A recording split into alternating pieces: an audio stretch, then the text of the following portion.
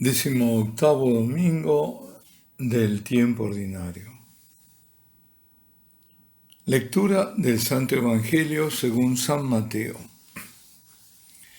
En aquel tiempo, al enterarse Jesús de la muerte de Juan Bautista, se marchó de allí en barca, a solas, a un lugar desierto. Cuando la gente lo supo, lo siguió por tierra desde los poblados. Al desembarcar vio Jesús una multitud. Se compadeció de ella y curó a los enfermos. Como se hizo tarde, se acercaron los discípulos a decirle: estamos en despoblado y es muy tarde. Despide a la multitud para que vayan a las aldeas y se compren comida. Jesús les replicó: no hace falta que vayan, dadles vosotros de comer. Ellos le replicaron: si aquí no tenemos más que 5 panes y 2 peces. Les dijo: traédmelos. Mandó a la gente que se recostara en la hierba.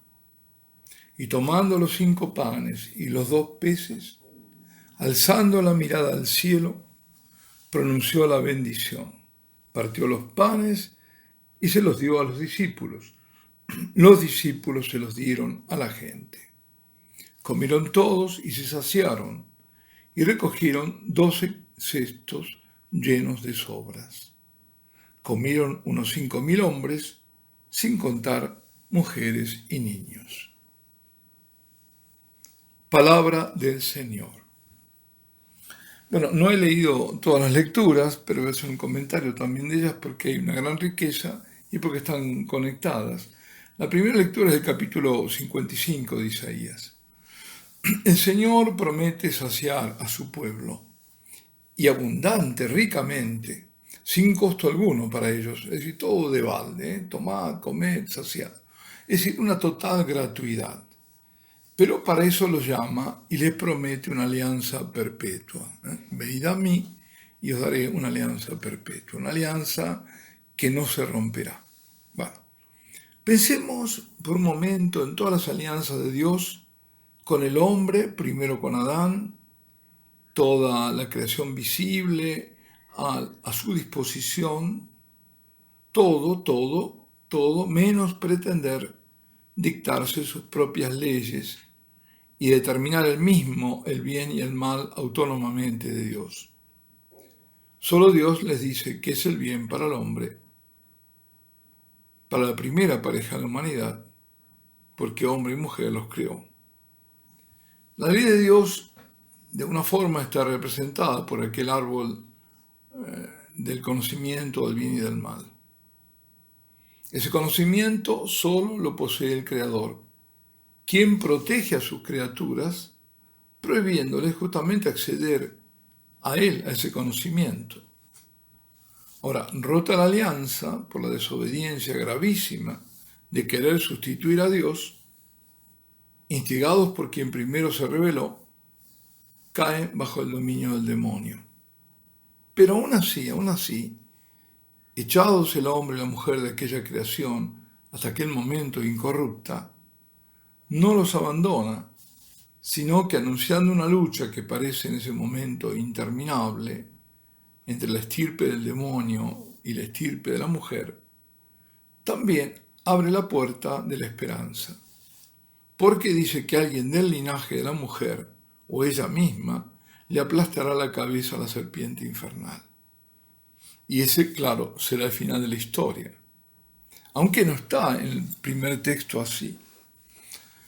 Es la mayor comprensión de los textos y de este camino de salvación que nos hace ver que va a ser la mujer. Es decir, va a ser Cristo, pero a través de la victoria final de la Santísima Virgen. Esa es la interpretación, además, mariana de ese pasaje de Génesis 3:14, el protoevangelio se llama. Bueno, ante la perversión luego de la descendencia de esa pareja primordial, el hombre se empieza a crecer, a reproducir y a pervertirse. Castiga a la humanidad. Y la castiga a esa humanidad corrupta con el diluvio universal. Pero antes hace una nueva alianza con Noé y los suyos, que serán los sobrevivientes. Seguirá luego la alianza con Abraham, de quien descenderá un pueblo numeroso, incontable. Y Abraham recibirá la bendición, porque esto también hay que recordarlo, dentro de ese misterio de la alianza de Dios, recibirá la bendición de aquel, perdón por la redundancia, misterioso rey de Salem. Rey de Salem. Salem es paz, el rey de la paz era. Llamado Melquisedec, que es Melec Sedec, que quiere decir Melec rey o Malek, y Sedec justicia, es decir, rey de Salem y rey de justicia, que era además sacerdote del Altísimo y que ofrecía pan y vino. Por lo tanto, es la figura de Cristo y es el que bendice. Bueno, le pide la bendición justamente a Abraham, a Melquisedec. Por lo tanto, como dice Carta a los Hebreos, se pone de manifiesto que Melquisedec, siendo figura de Cristo, es superior a Abraham. Esto tengámoslo en cuenta. Siempre que bendices el superior al inferior y no al revés. Eso es así. Es decir, el sacerdote bendice al pueblo, el obispo bendice a los sacerdotes, al pueblo, el papa bendice a todos, etc. Bueno, el pueblo hebreo, la descendencia de Abraham, el único pueblo de la tierra que tiene al único Dios como Dios, al Dios de Abraham, de Isaac y de Jacob, recibe ahora de manos de Moisés las tablas de la ley como alianza más perfecta. Hemos llegado a esta última alianza entonces. Y ahora ese pueblo les habla por medio de Isaías, que es la primera lectura, a las 12 tribus de Israel. Les promete otra alianza, pero perpetua, no a caducidad. Pues esa alianza será con la sangre del Hijo de Dios e Hijo del Hombre. Por eso la sangre. Jesús, el Cristo, el Mesías esperado. Y será el Mesías, Jesús, quien ha de saciar ya no solo al pueblo, sino a toda la humanidad. La única condición es acudir a Él, acudir a Dios, o sea, acudir al llamado de Jesucristo. Y todos los deseos y necesidades serán colmadas. ¿Por qué? Porque quien a Cristo tiene, todo lo tiene. El salmista, por su parte, elevando su canto a Dios, reconoce la ternura de Dios y su premura por dar el alimento a su tiempo a todos los que alzan su mirada implorante hacia Él, y los sacia de gracias, porque, dice el salmista, cerca está el Señor de aquellos que lo invocan con corazón sincero. San Pablo, en el memorable capítulo 8, de también la memorable carta a los romanos, en las más importantes de San Pablo, estoy hablando de la segunda lectura, se pregunta, ¿quién nos ha de separar del amor de Cristo? Ni la tribulación, ni la angustia, ni la persecución, ni el hambre. Absolutamente nada nos puede separar del amor de Dios, que se manifestó y se manifiesta en Jesucristo. Bueno, ahora, antes de entrar en el Evangelio, hago un brevísimo repaso.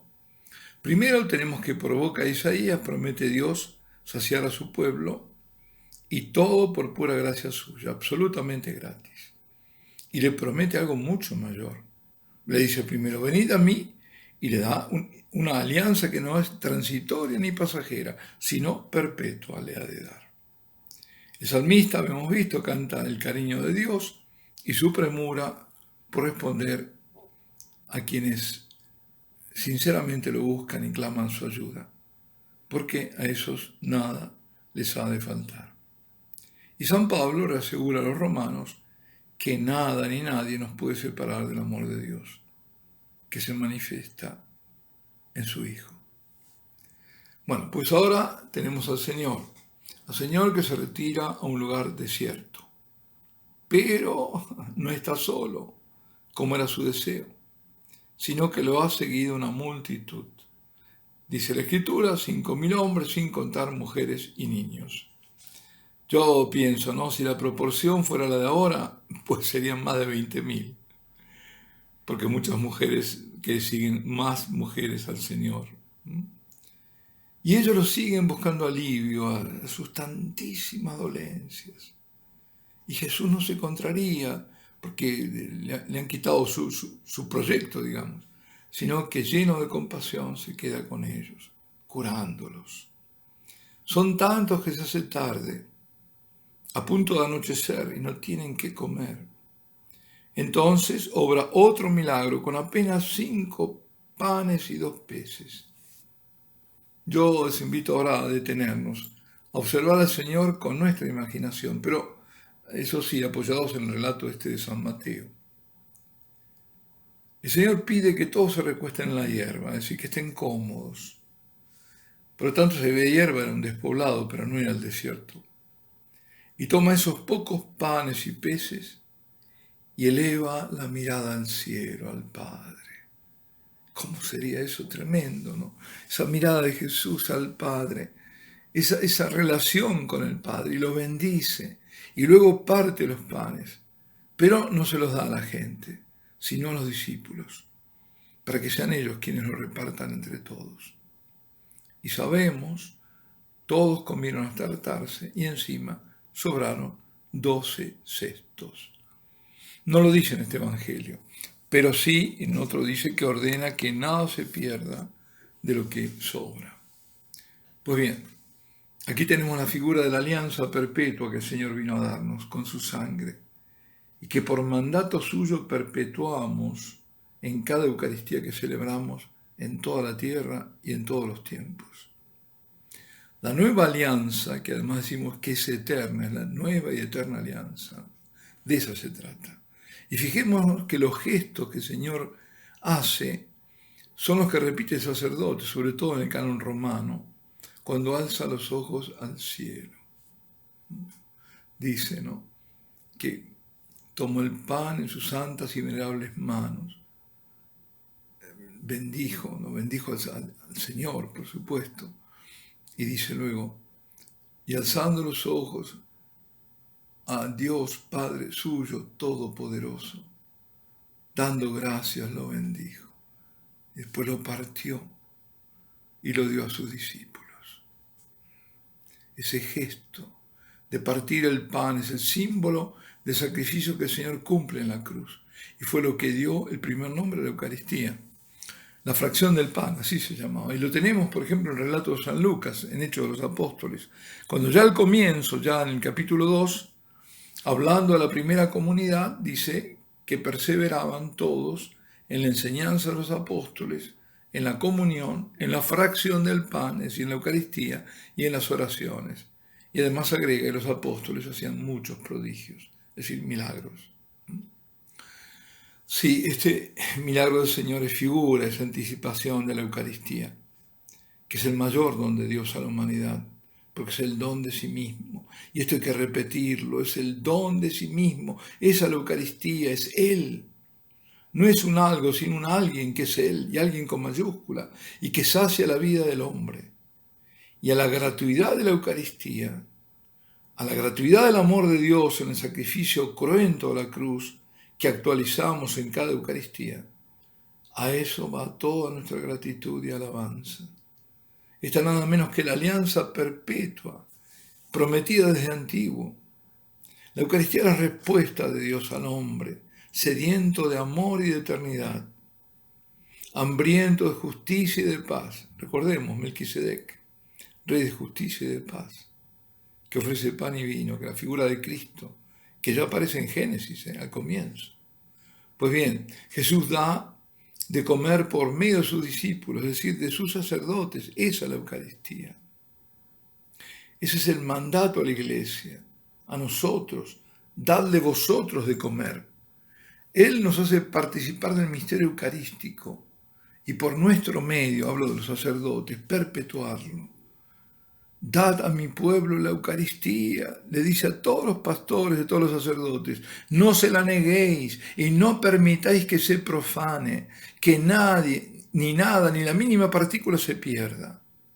Enseñadle a tener devoción, respeto, amor hacia mí en la Eucaristía, a recibirme como es debido, porque soy yo soy yo de acuerdo a mi promesa, y que mi pueblo me adore y pueda estar en medio de él. Y ahora, queridos hermanos, me dirijo a cada uno, sobre todo a aquellos que no adoran, o que si adoran al Señor lo hacen cuando les viene en ganas. Por ejemplo, me refiero a aquellos que se niegan a tomar una hora semanal donde hay adoración perpetua, ahora que se ha retomado sobre todo la adoración perpetua en todos lados.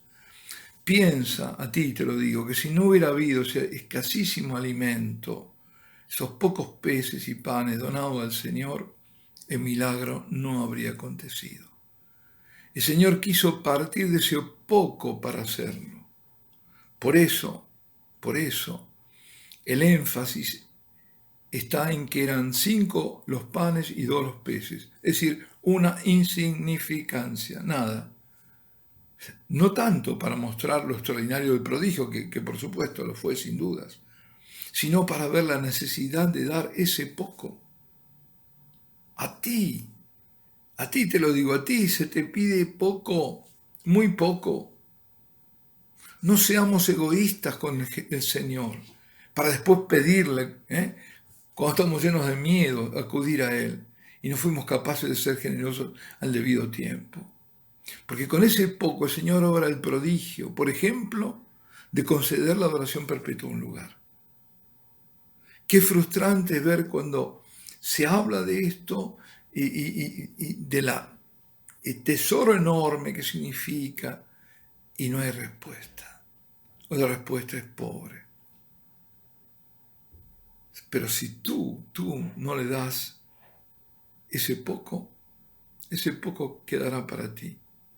Y ahí se acabará.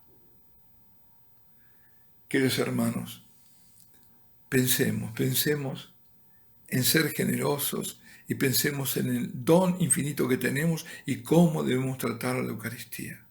En este tiempo y siempre. Alabado sea Jesucristo, sea por siempre bendito y alabado.